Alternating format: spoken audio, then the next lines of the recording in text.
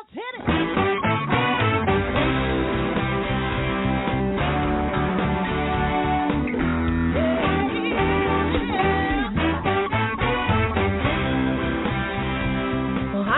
And welcome to Alzheimer Speaks Radio. I'm your host, Lori LeBay, and I'm so excited that you're joining us today. We are going to have a fascinating conversation as usual as we learn from people all around the world at all ages and stages of life. Stay tuned as we shift our dementia care from crisis to comfort. All right, here we go. What you think about, you will bring about.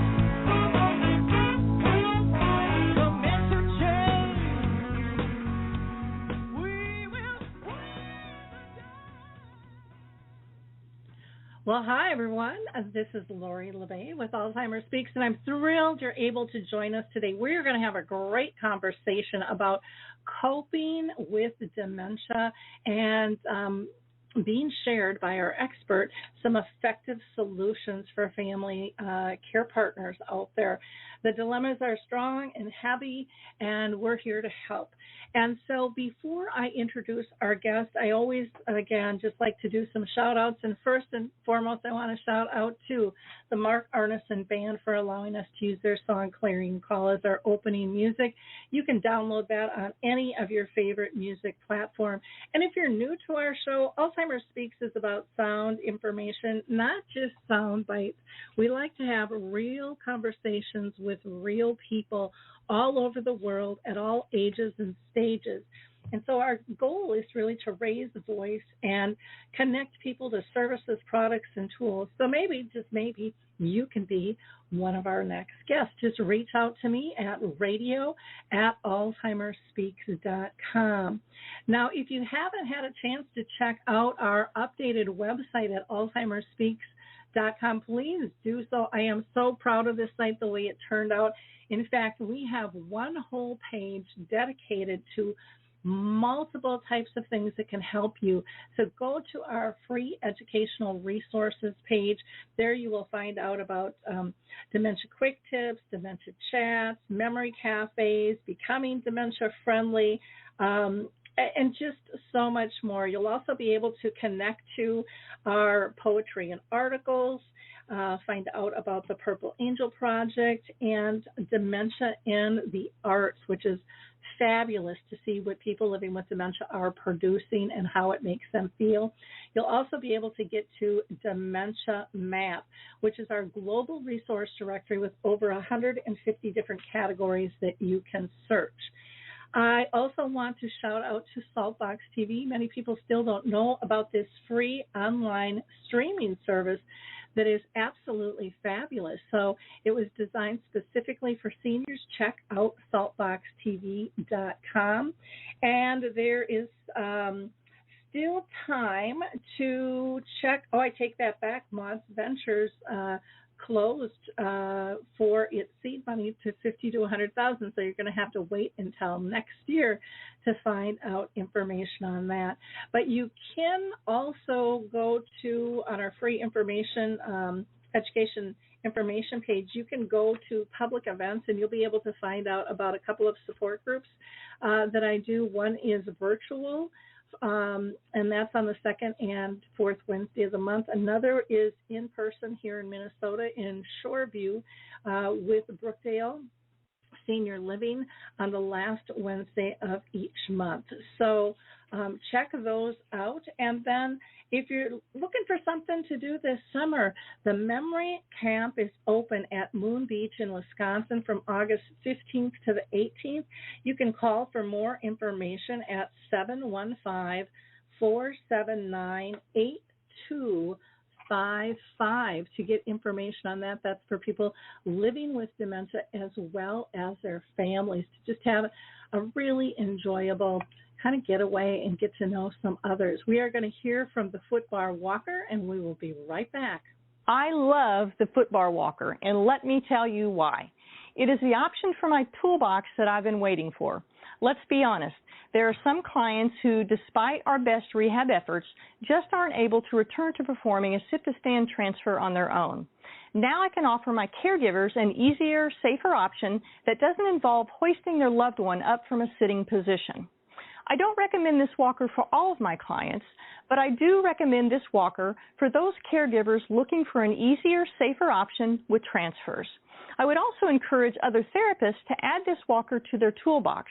It's kind of like having my own mobile parallel bars for the client to pull up on. Whether it's a family caregiver at home helping a loved one with Parkinson's or dementia, CNAs in a long-term care facility assisting their patients, or therapists adapting to client and caregiver-specific needs, we now have a very safe and effective option to offer in the footbar walker. Check this product out at thefootbarwalker.com. That's it for today from Adaptive Equipment and Caregiving Corner. Have a great day, and don't forget, if you can't do it, adapt it. Well, hi, everyone. We are back, and it's time to introduce you to our guest today.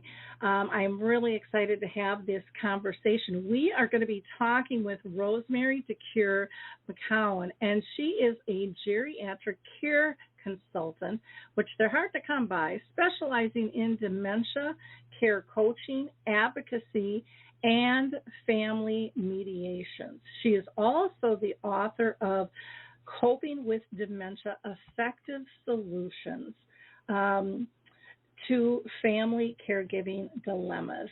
And Rosemary, of course, is also a speaker and lecturer as well. So welcome, Rosemary. How are you doing today? Thank you, Lori. I'm great. Well, that's good. Whereabouts are you located so our audience can know? Sunny Southern California. Okay, well, nice. I'm up in Minnesota, so we're not we're probably not as sunny as you are all the time, but we also don't have a lot of the things that you have to deal with your fires and things. So welcome to the show. I was so appreciative of you sending me your book so that I could kind of peruse that prior to the call. It's just loaded with great information. But before we kind of start getting into our discussion, I always like to ask every guest if they've been personally touched by dementia within their own family or circle of friends.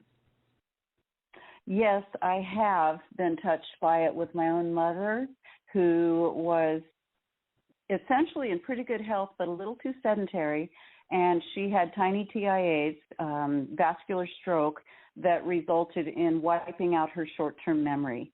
And this was a bit of a shock to the family. Of course, she was very astute, very bright, very capable, and interestingly, as it often happens with dementia, certain parts of her functioning were untouched. She could still play a piece of music on the piano beautifully. She was capable of certain types of things, but if you asked her 5 minutes after she had a full meal if she'd had breakfast, she would stare at you and say, I don't think so. So yes, it was a whole journey where I had to put into practice what I'd learned on the job and try out my theories with my own mom. And my dad, who was in his 90s, had to learn a completely new way of thinking about his wife, interacting with his wife, and caring for his wife. And she had been the one who'd kept things together in many, many ways. So the whole family had a lot to learn. Wow. Like so many, that is pretty common, that we all have a lot to learn when it comes to this. That is absolutely for sure. Why don't you tell us a little bit about what motivated you to write the book? My guess is it started with the family and what you went through. Actually, ironically, before Mom got her dementia diagnosis and before she was showing signs, she was editing for me and discussing the rough draft of what I was writing. And so that made it especially touching to me that she had been a real part of that process. I wanted to write the book because I kept putting together little short speeches and talks, and I'd converse on the phone a great deal, of course, with clients or in person about this subject, answering the same questions, which seemed to be universal. And I thought, for heaven's sake, put it all together, this in a book. Take everything you've learned over the years and condense it, make it concise but very comprehensive, and let's just coalesce this whole thing. And that's how the book came about. Okay. Well, that is wonderful. Who did you write the book for? Is it specific to family caregivers, professionals, those diagnosed, or is it open to really everyone? The book is something that anyone who comes in contact with human beings can use because when I give a lecture, I will look out at the audience and I'll say, okay, who in your immediate set of family, friends, your close circle is dealing with dementia? And a lot of people will raise their hands. And then I'll say, okay, now in the broader scope, someone you know at the gym, someone you encounter at church, an acquaintance, a casual friend through work, how many of you have talked to someone who has confided in you that they are struggling with managing a loved one with dementia? Just about all the hands in the room go up. So I have a wide cross-section of people that I deal with, kids in their 20s who are dealing with a mother who is only 55 and has had a diagnosis, and spouses in their 90s who have to step into this role that's very unnatural for them, and everybody in between. So really anyone, professional or not, who is dealing with this situation, hearing about it from a friend who calls and spends an hour exhausting you, crying and venting, and the person feels like, I don't know what to say. Those are my readers. That's my base. Okay. So very, very wide. What will they find in terms of purchasing your book? I always find it interesting, a couple of things. Why you picked the title and also why you laid your book out the way you did. I chose the title because I did know as a writer that you are supposed to really give the reader a snapshot of what the person's going to get in those pages. So if I had written Strawberry Sky, that might be beautiful, and there might be some significance figuratively about why I wrote it and gave it that beautiful name, but the person would be thinking, what does this mean? So I tried to summarize exactly what it was, and people are coping with this dilemma, with this problem, and they need effective solutions. So effective, I felt, indicated there's a timely result. And my audience is really family caregivers. Although when you asked earlier about if professionals can read it, I did also think about professionals because I collaborate with other people in senior services and physicians and social workers, and I wanted them to be able to understand what I'm sharing with families because that helps them when they have someone in front of them. So I really wanted it also to be something that the person could sit down and in a few hours be able to say, I get this, I can do this. I didn't want a huge fat book that would take weeks to wade through. And the way I structured it is I wanted a busy, overwhelmed caregiver to say, you know what, I can go back to a resource chapter, but I need to deal specifically with the chapter on I have a brother who's completely in denial and uncooperative, and how do I speak to him? What am I going to do about that? Or the chapter of I have a doctor that I don't feel is responsive or understanding mom. How can I communicate with him what we need from him? So the reader can pick and choose. There's a flow between the chapters, but if someone is particularly focused on getting information immediately in one area, that could be achieved. Okay. Well, that is good to know. I just don't think we can have enough books. My mom lived with dementia for 30 years, and when we started out this journey, you couldn't find diddly squat regarding books, and now there are quite a few that are out there, which is great because I think the more books we read, the more voices we listen to, the easier it is for us to figure out what's going to work for us in our own family. Because there isn't, anyways, I don't believe there is, and maybe you would argue this, but I don't believe there's a silver bullet. I think every person with dementia is individual. I think every care partner is, every family. And so what works for your friend dealing with this situation might not work for you. Have you found that to be true as well? All the time. When I get a call from someone who asks a blanket question like, gee, we think my mom should move to memory care, where do you think she should go? And I say, I have no idea. I have not assessed your mother. I don't know if it's premature. I don't know if there are certain circumstances that are going to impact the way I choose to go forward with my care plan. For instance, there are facilities that are excellent with behaviors and other ones where they simply don't have that expertise. So sometimes people want to get a generalized answer and they don't understand that each person is unique. Personalities, histories, physical conditions, the type of dementia the person has, that person's ability to cope throughout life and social skills, all of that is going to color the situation. So, yes, I'm trying really hard to raise the bar and let the public know this is serious business.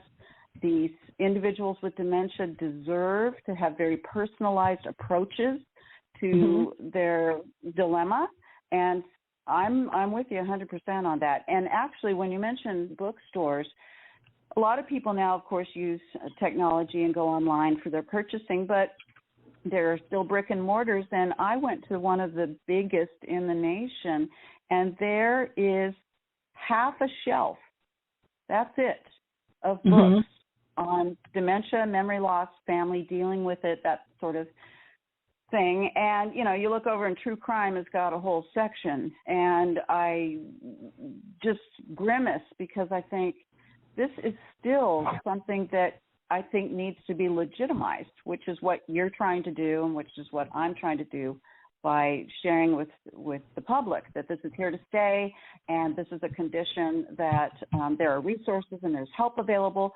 But I got to tell you, when I saw half a shelf of books, I was a little perturbed by that and thought, okay, it's not getting its due quite yet. So, yes, the more the merrier in terms of books being introduced into the market. That's great. And mine is one that has a particular perspective and purpose to it, and I want people to know you can do this. Yep, exactly. Well, and the other thing people might not be aware of is that a lot of the libraries are now having kind of dementia-friendly little sections. So that's also another good place. And I don't know if you've placed your books in the libraries or notified them of that. But, it's one of those things that's tough. It's like, do I go to the medical section? Do I go to self-help? What is this I'm dealing with here? And that in itself is really confusing. And so it's been really super fun to see that they are setting up actual sections with a variety of books and resources in many of our public libraries now as well. So that's absolutely a fantastic resource for people as well on that. That is great. Yeah, it really is neat to see in the libraries. If they don't have it in your section and you're listening, tell them to go apply for some funds, because the library, the National Association, does have funds for that. I know here in Roseville and Shoreview, I believe they were the first to start this concept, and that librarian wrote about it to the association, and many others have done that. I know a group up north, I think they got like $90,000, and they did 11 different libraries up north. And they even have some kind of like almost care packages that you can sign out for a couple of weeks that have a variety of things. So they'll have like a book like yours to help care partners. They'll have an engagement piece, a music piece, and you can keep it, and use it for, like I said, a couple of weeks, then go back home or go back to the library, exchange it for another one. Some are doing for specific, have packets for specific types of dementia. It's pretty cool. Up north, they're doing things where, because a lot of them are farmers and things, so they have like dirt and seeds and hoe, so that they can really, smell the dirt and get their hands with the texture, and so it's pretty. There's no limit to the possibilities, I guess, is the best way to be able to say that. With that, so that is fantastic. Isn't that cool? I just love that. That's very cool. I was just in the library last week because I love to read, and I grew up going to libraries and supporting libraries, and I was just thinking I need to get a hold of some librarians that I know and say, where are you with this? So you just motivated me to do that. Oh, good. And it's really a fun, I think, rewarding project for everybody because, and then you can even do, and if you don't do this, you could have someone else come in and even train the staff on becoming dementia friendly. And what does that mean? And what should they look for if somebody maybe is wandering or is having difficulty checking out? Some of them I know here in the Twin Cities, they have like this massive outreach. So people who can't come, they will deliver the books to them. And I just think I love that. I know. And it was funny because I live in the Twin Cities, and Minneapolis is like, oh, yeah, we've got, I don't know, I want to say 30 staff, and don't quote me on that, doing this. And I'm like, well, on the St. Paul side, I don't think we're doing any of that, and now the St. Paul side has gotten involved with doing some of that stuff too.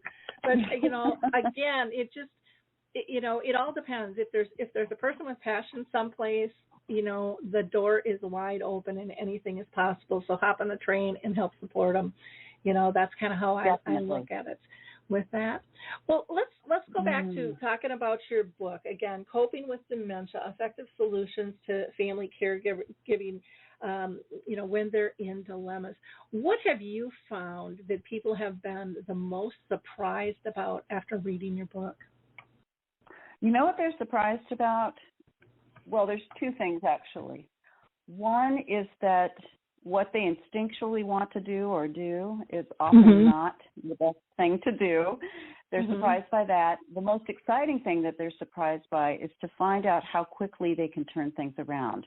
Because I have one key point or principle that's emphasized in the book, that if that person embraces that particular principle, it will change everything. My readers, my clients, the people I work with are bright, capable people who've managed life for the most part well in many circumstances. They've raised families, they've worked, they've been responsible citizens, they've been people who feel like, you know what, I've done life with a pretty good skill set, and yet they are stuck. The words I hear most frequently from callers are overwhelmed, stuck, confused, terrified, depressed, sleepless. And so what's exciting for me, when I first started working with families, I'd often hear, well, how quickly do you think things could move? And I said, I don't know, a day or two. And they were shocked. And I told them, and it's not going to be me, folks. I'm guiding the process, but it's going to be you. You're the one who's going to change, not even your loved one. It's going to be all about you. And when the person understands and embraces what I'm emphasizing in the book, there's this shift that occurs. And all of a sudden, language that used to be very ambiguous, I hope, if luck will have it, I'm not sure, I'll try, all that kind of vague, half-hearted, uncertain type of language goes away, and it's replaced with I can, I will, I did, I'm doing, and that's really exciting, exciting. Yep. Oh, for sure. And again, I think we've been kind of sold a bill of goods that this has to be complicated and it has to be difficult in order to, a lot of times, raise funds. You need us by your side in order to go down this path. And I've just found, the more simpler we can make the process, the quicker people can turn it around, the more belief they have in terms of what is possible. I mean, the list just kind of goes on and on and on and on from what I see out there, and it really is about giving people hope and learning to live graciously alongside the disease instead of oh, woe is me. There's nothing I can do. There's no cure. This is all there is, and there's just so much more than that. Right. And this, it's all over, it's done, and that's not true. That's not true. So, and I don't know if you encounter this, Lori, but I found there's still a degree of silence and shame and denial happening with people. And I kind of liken it to how alcoholism used to be viewed. And then alcoholism became a disease process that people understood this was not a moral failing on the part of the person. And dementia, I still see families that barely can whisper the name. And one of the barriers I break down is I talk about it openly. I talk about it like it's no different than a broken leg that you have to deal with.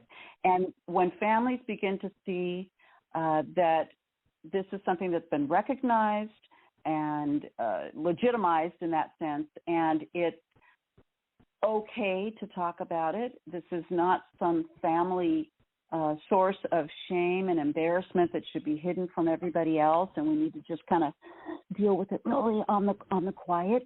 When they know that, you know what, it's okay. This happens, and this is just another challenge that we have to go through. And life isn't over. Life is altered, but it's not over. And once they can get past that and begin to focus on, okay, you know what, I can see this as a chance to grow myself as well as help my loved one, it's a game changer. Yep. No, I totally agree. And people are going to be more creative. They're going to be more helpful to others. They're going to live a better life if they're able to live one with hope.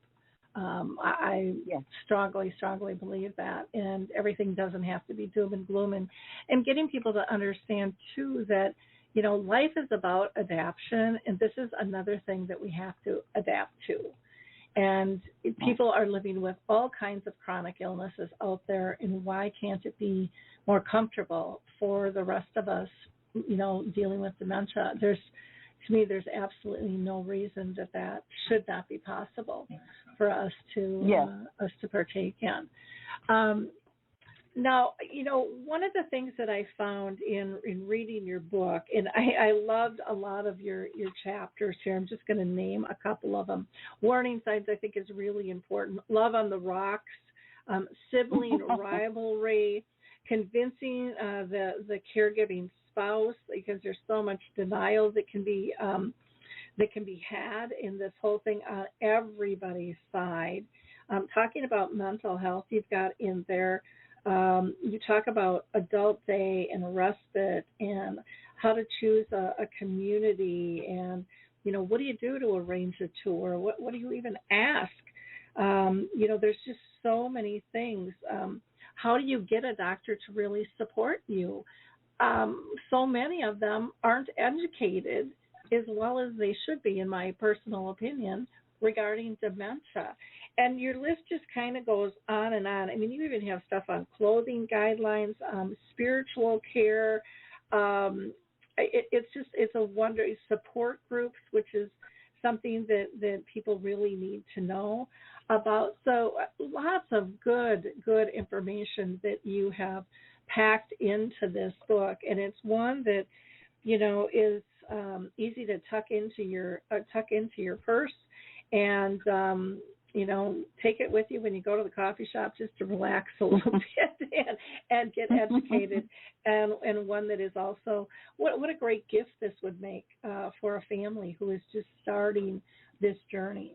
Or, you know, there's a lot of people out there too that aren't just starting, but they're starting to get serious about getting help and opening up that door as well. Do you have a favorite chapter that you were just drawn into?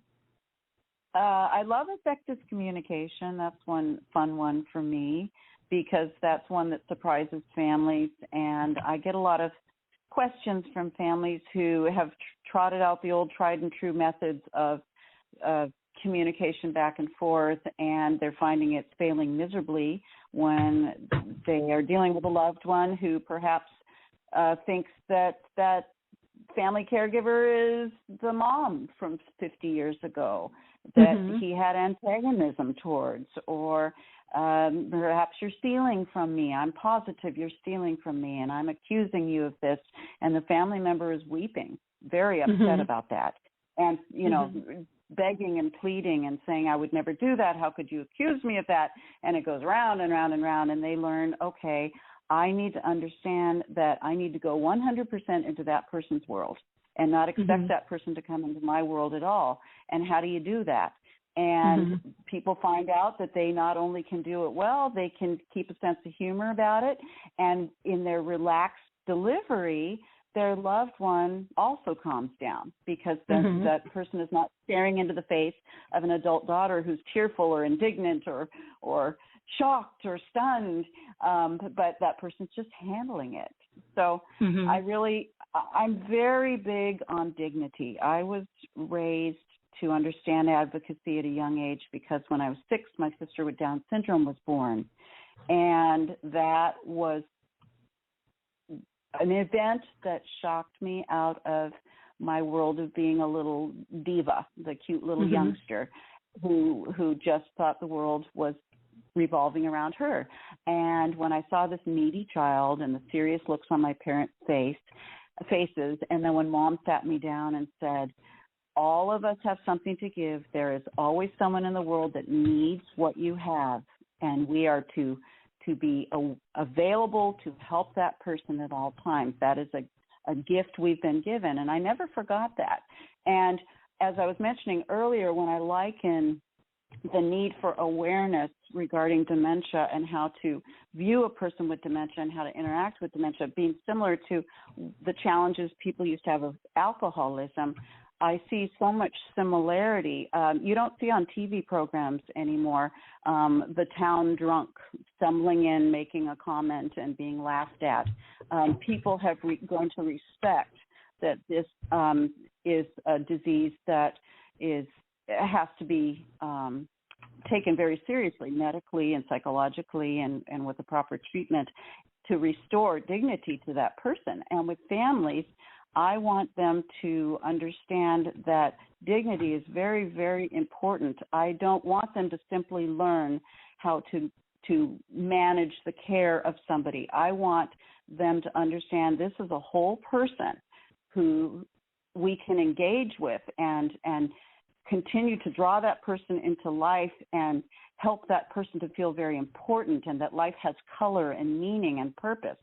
So I'm very starchy about that, and raising the bar is very important because then the way people approach dealing with the problem, it gives them a whole new standard, and it's a more exciting standard to me than simply caretaking. Yep. Exactly. It's just such an incredible journey with so many beautiful life lessons, wrapped in this whole thing. What, for me personally, that was, as much as I wouldn't wish this disease on my worst enemy, I am so thankful that I was able to go on this journey with my mom because of the life lessons. Did you find that too for yourself, that, wow, it just helped me look at life differently, or because of your background were you already there? I don't think you're ever all there, because when it hits close to home, your feelings are going to be really wrapped around it.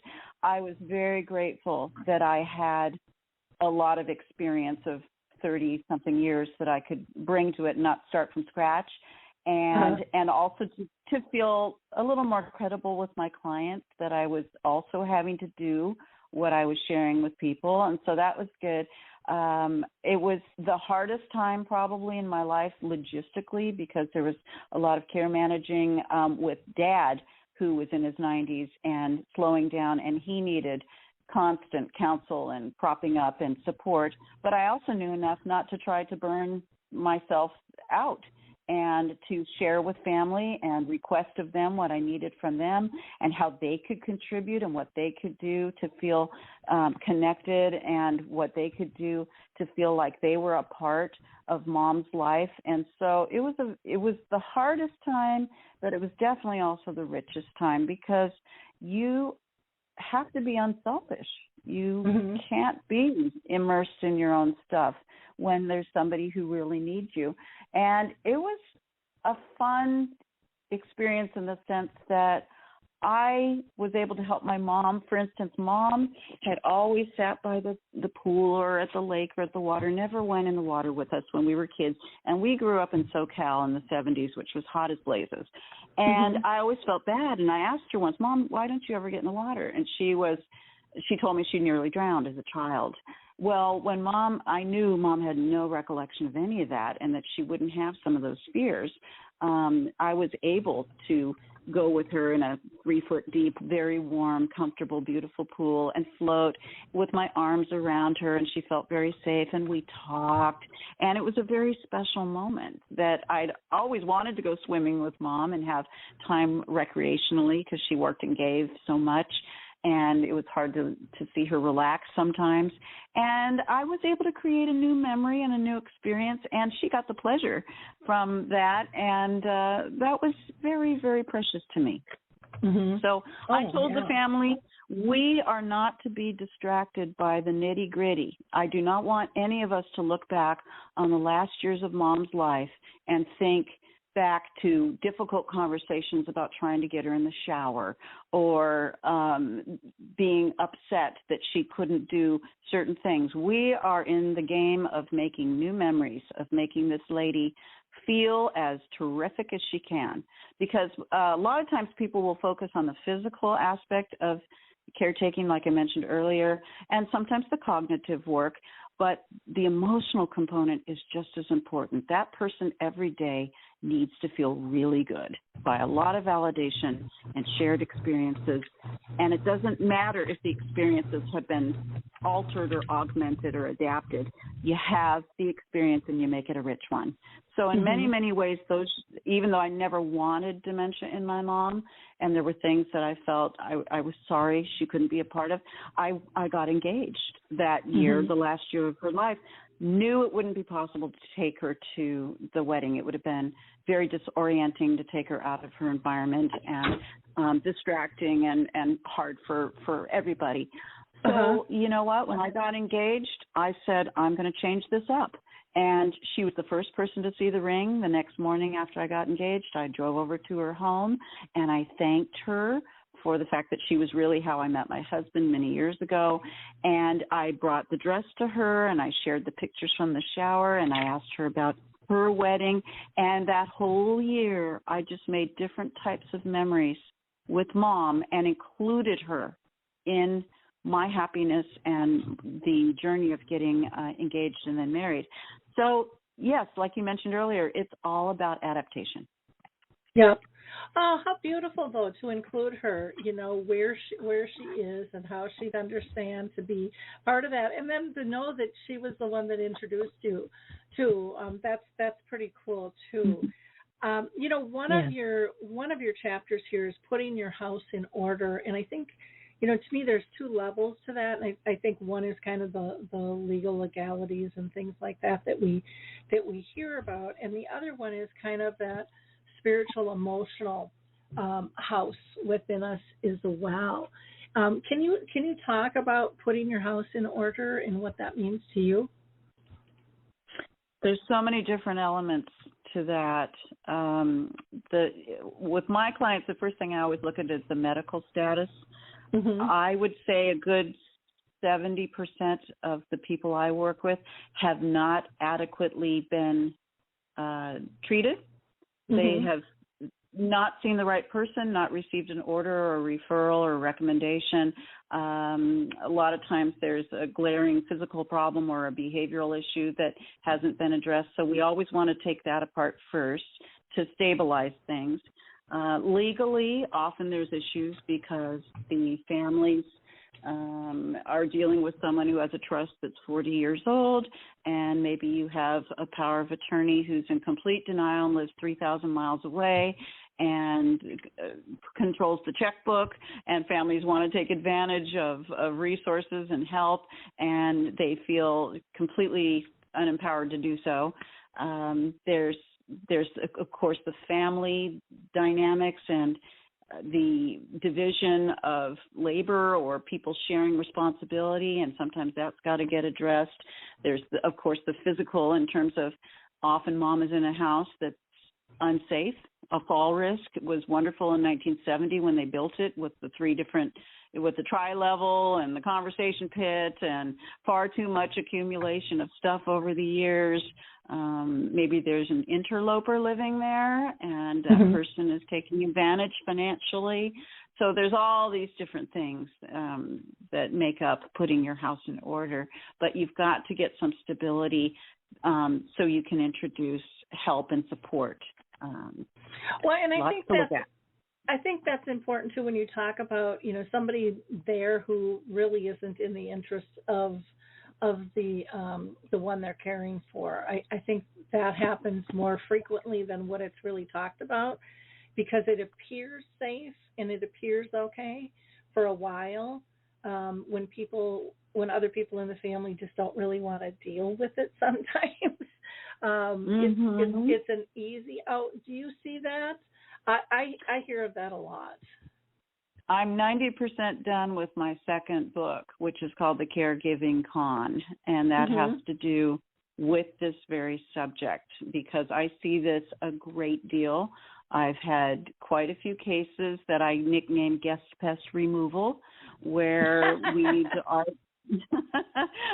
to artfully get that person away from the senior, and often it's a family member, sometimes a stranger, sometimes a housekeeper, but in all cases you have someone capitalizing on the fact that there is a person who's unable to manage his or her own affairs and has recognized the disconnect between family, who may have tried and not had the tools and been shut down by mom or dad and thought, heck with it, I'll go back to work and hope and pray nothing happens.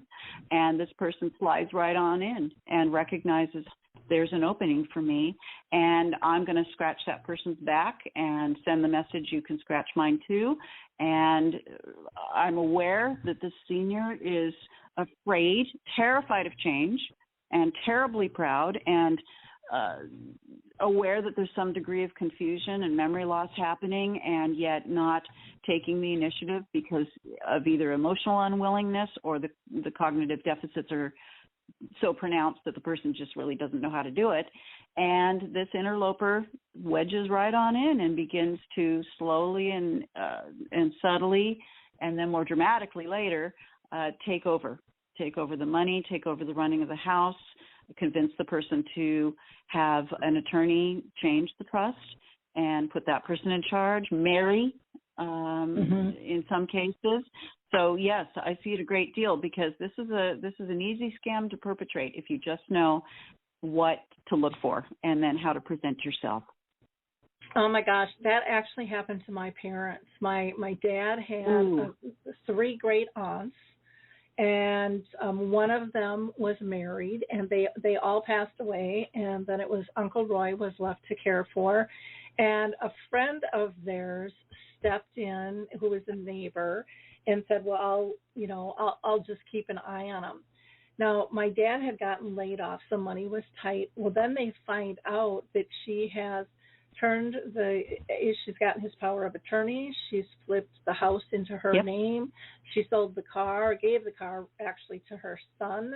My dad did not get one thing. That's not right. Not one nickel, not anything. She just, once she got that, she wouldn't even let them come over and visit.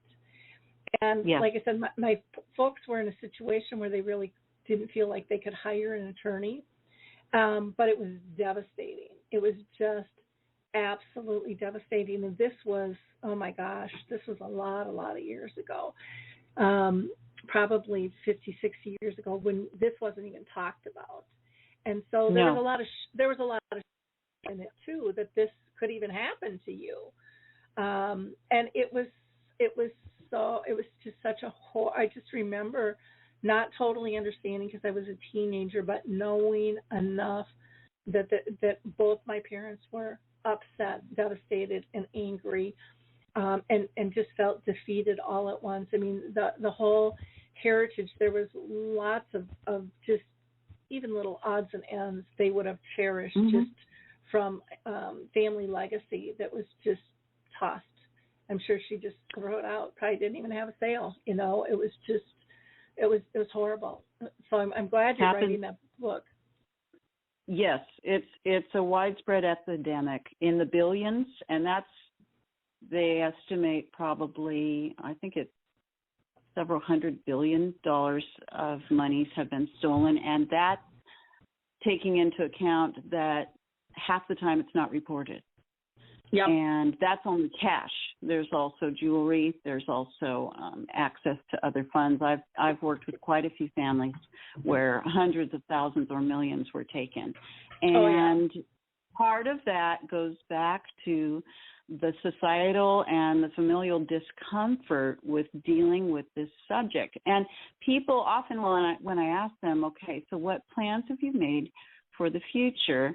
They will reel off, I've purchased a plot, I've written a trust, I've, laid out what I'm going to do when I die. And the point is, but what if you survive a condition or a catastrophic illness?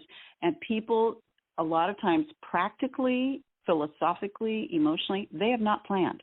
They have not sat down with their families. They've been so uncomfortable in this youth-loving culture with talking about this, and so it's not thought about. And that's why so many of my colleagues and I get dismayed, because our industry is still referred to as crisis-driven.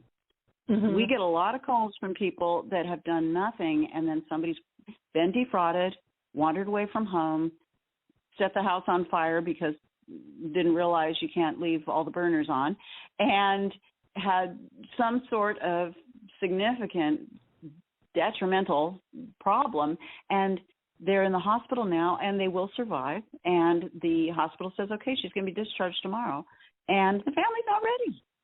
Yep. And all this goes back to the level of comfort that people need to have in terms of planning, because you can prevent this type of fraud and this type of abuse. This is abuse from occurring, but it all goes back to the comfort level of the person.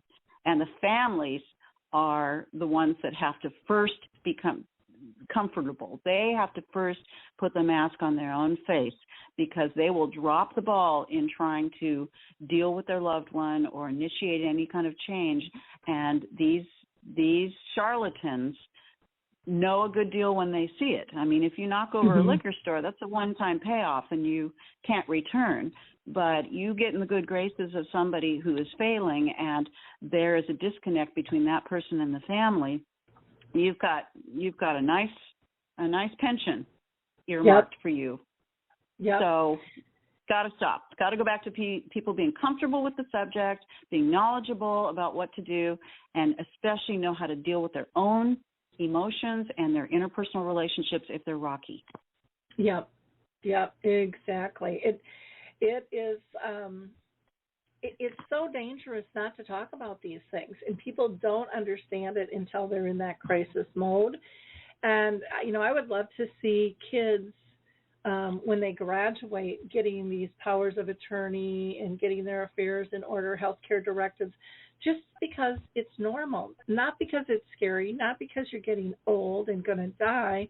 Anything can happen to any of us anytime. And to be able to have an open conversation about this is really, really important.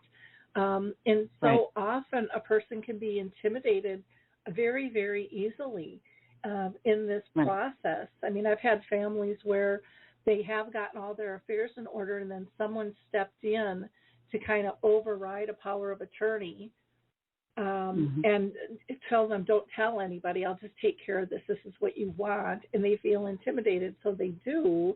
And then everything gets changed, and nobody has a clue what's going on until the very end, and then it's too late. And usually the problem lies in the fact that on some level that well-meaning family member was uncomfortable interacting with the loved one with dementia. And the other person is more comfortable. And that person is able to position himself in a place of strength. And the family members, I can't tell you how many I've dealt with who call me just saying, I cannot believe my loser brother is now mom's POA or has taken over the house. She signed the house over to him. And that can be avoided. But you've got to be able to understand how to view your parent, interact with your parent, understand your feelings, recognize the disease for what it is, and learn to be on top. The Bible will say the head and not the tail. And once family members can recognize any of their own insecurities and their own fears, and maybe there's a long history, and maybe that well-meaning family member who's doing the level best was never treated well by the parent. But nonetheless, you have to learn how to be confident in your own skin that you can guide this. And once you can do that, I can't tell you how many people we've been able to get out the door without a confrontation. We haven't had to go to court. We haven't had to do any of that. We just artfully outmaneuver the person because it's a chess game. It is. And I think part of not only knowing yourself, but knowing the family dynamics and being realistic with that, because when you have someone in your family who has been a significant kind of thorn in the side in the family, maybe always getting into trouble and doing different things. And I don't want to say everybody does this, so please don't get me wrong. But I see this often. And then all of a sudden they come around and befriend, and the parents just thrilled, like, oh, they've changed. I finally get to see my son or daughter, and it's a game. But again, that can be with a son or daughter who has always been there, that all of a sudden money changes. I've had that happen again in my own family with in-laws and stuff, and just shocked. It's just like, no, this is not going down this way. This isn't even legal. And but people, it's so strange to me how much people don't understand the process and the discomfort and what people feel that they are owed and at what time. I had one couple where this was back when I was selling real estate. They wanted to sell their house, and they were fearful of putting a sign in the yard because I want to say the wife had died and he remarried, and the kids felt when that house was sold that they would get their portion of their mother's estate, even though it all went to the dad. And I mean, the bizarre stories that are out there are endless. They're truly endless. So if you have a family that's all working, together, kudos to you, because in my estimation, you are a rare entity in the whole scheme of things. Yes. If you have a family that's working together, most families have one holdout or somebody that's really struggling. And unless the person has criminal intent, you can bring that person around. But I never put a care plan together until I have got the family on one page. That's why my business is called Alliance Family Advocates. It's implied I'm going to help the senior with dementia, but the people I have to get steady and ready to go are the family. And until they are all on the same page, we can't move forward because it'll get sabotaged. But usually with family members, if there's a holdout, it's often the person who's far away, hasn't been as exposed as much. It could be someone really, really frightened of inheriting dementia, or particularly close, has always been close to that parent and feeling like my emotional support is gone and really grieving it. But most people, once they're able to work through some of those emotions, and that's why I address some of that in the book, they're able to join in and be part of things. And if there is a person there whose intentions are not honorable, then we have to simply maneuver around that person and make sure that person is not in control, which is why you do have to put your house in order slowly and methodically so that you give that person no ability to move and to cause damage. But emotions, you used that word earlier, and the problem all goes back to the fact that these situations are chaotic because emotion-based decisions are what's being made and what are being made. And the person with dementia is operating from a place of instinct and fear and I've got to protect myself, and especially if that person has more advanced dementia, that person is going back to more primal instincts of I just need to make sure I'm safe.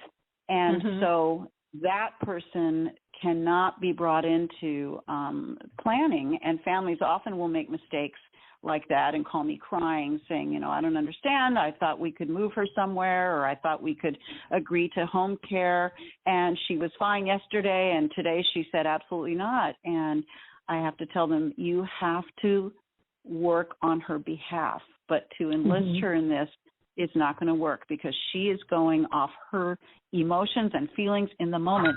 And families often have gotten so fried in the process, and they're grieving and they're upset, and they're also trying to juggle jobs and families and all these other pressures that are coming down on them. They're making decisions with their emotions. They snap at the brother that is the interloper, or they nag mom, and then there's a big blowout and they drive away angrily, or they can't listen to their spouse and are squabbling with the spouse who's tired of hearing about mom, because all you do is complain about your mother, but you won't listen to me. And they're making emotion-based decisions. And somebody's got to get back to a place of rational, reasonable thought and planning. And I always tell them, sit on a beach later and sort out your emotions.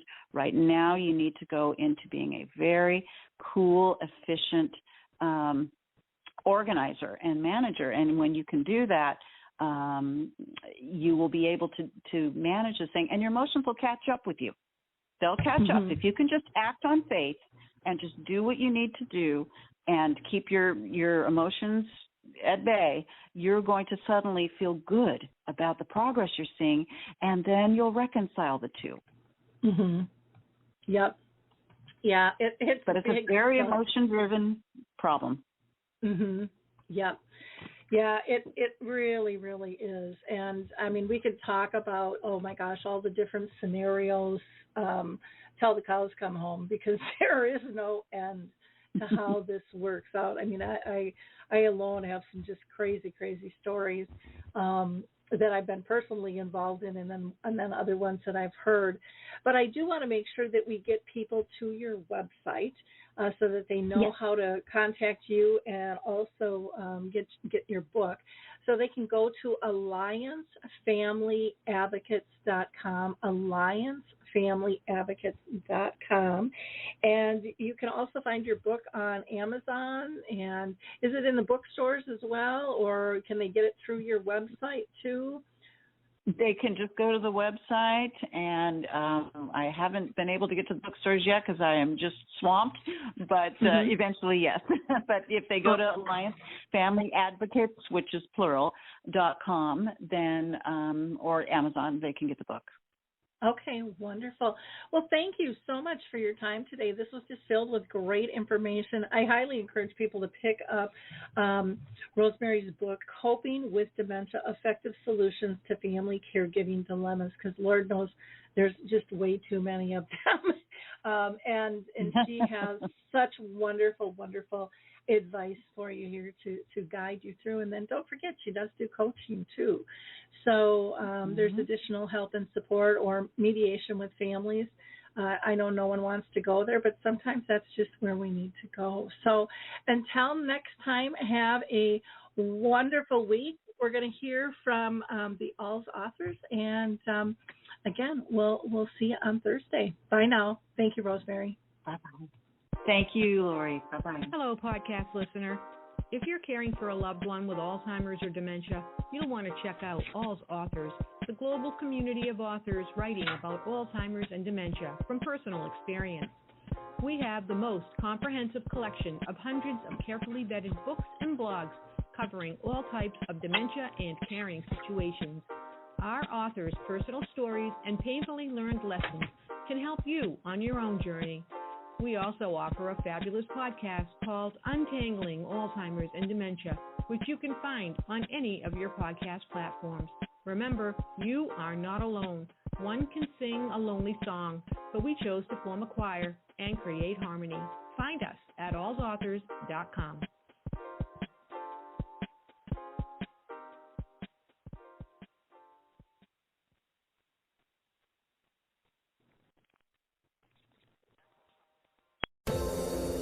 Hi, everyone. This is Meredith from the Senior Fitness with Meredith podcast, where I discuss all things for seniors. From fitness, your health and wellness journeys, how to be all over strong and beyond. I also have my mini podcast called Motivation with Meredith. It's a great, quick motivational pick-me-up for your days. Join me, listen now, search for Senior Fitness with Meredith on your favorite podcast platform.